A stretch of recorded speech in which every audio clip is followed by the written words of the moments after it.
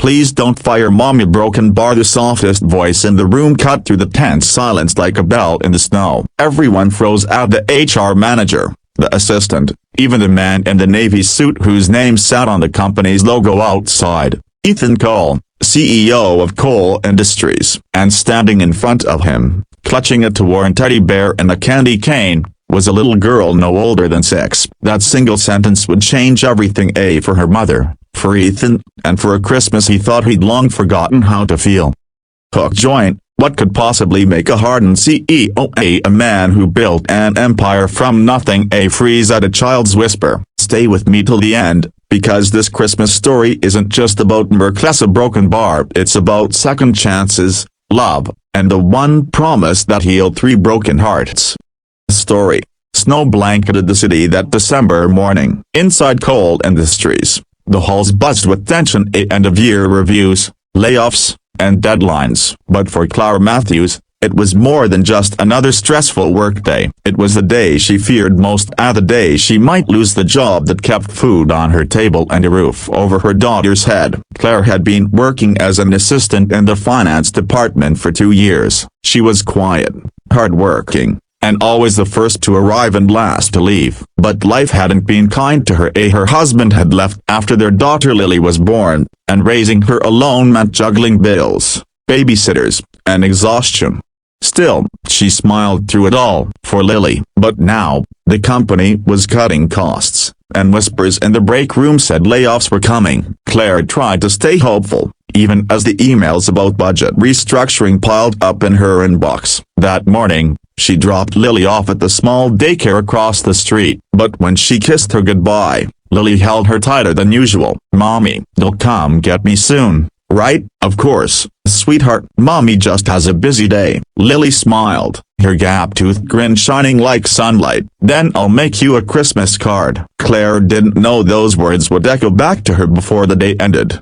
By noon, the email arrived. Subject: HR meeting, urgent. Her hands trembled as she clutched the mouse. It wasn't fair. She'd done everything right. She hadn't missed a deadline, hadn't complained, hadn't even taken a sick day. But the company's profits were dropping, and someone had to go. When she stepped into the glass-walled conference room, she saw him for the first time. Ethan Cole. He was tall, sharp, and cold, the kind of man whose eyes didn't soften even when he smiled. Everyone in the company whispered about him: ruthless, brilliant, the youngest CEO in the firm's history. And now he was about to fire her. "Miss Matthews," Ethan began, his voice steady, "you've been an excellent employee, but due to downsizing," the words blurred in her ears. She nodded mechanically, fighting back tears. She thought of rent, groceries, Lily's school shoes. How would she tell her daughter Santa might not come this year? Then, a knock at the door. Ethan frowned. "We're in the middle of a..." The door opened,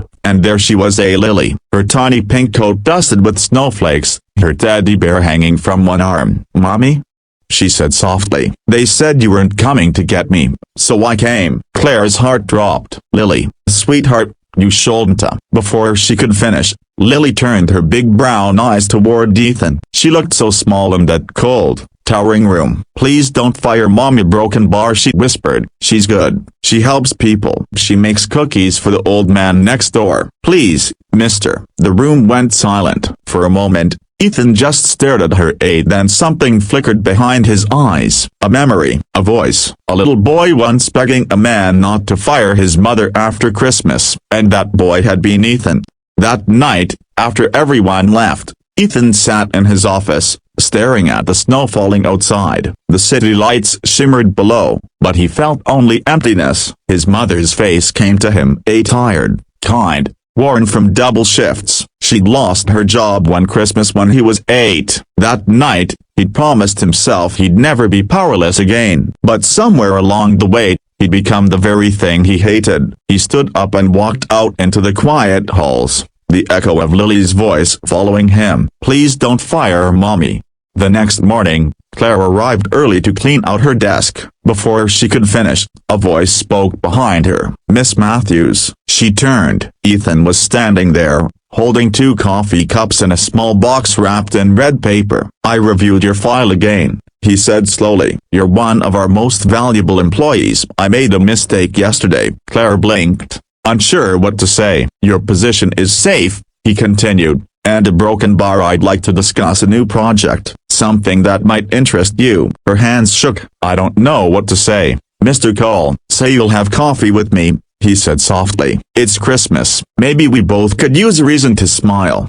Over the next few weeks, something unexpected bloomed between them. Ethan started visiting the finance floor more often, at first with questions, then with quiet smiles. Claire noticed the way his tone softened, the way he started remembering people's names, and Lily adored him. She'd color pictures for him, a snowman, reindeer, even one of him holding hands with Mommy. Ethan kept every single one on his desk. On Christmas Eve, Ethan invited them both to the company Christmas dinner. Claire hesitated, but Lily begged to go. That night, as laughter filled the home, Ethan stood up to make a speech, but halfway through, he turned to where Claire and Lily sat and paused. "This year," he said, voice thick, "I learned that success means nothing if you forget kindness. Sometimes, one small voice can remind us what really matters." He looked directly at Lily. "Thank you for reminding me." The crowd applauded. Claire's eyes shimmered with tears.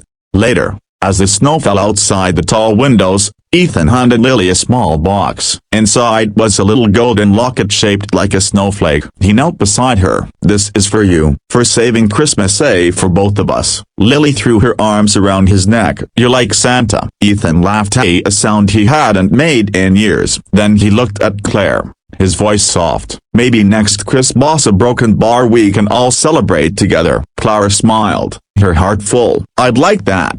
That night, as they left, snow falling gently around them, Lily looked up at her mother and whispered, "See, Mommy, I told you Christmas magic is real." And Claire, holding her daughter's hand in one and Ethan's gift in the other, finally believed it.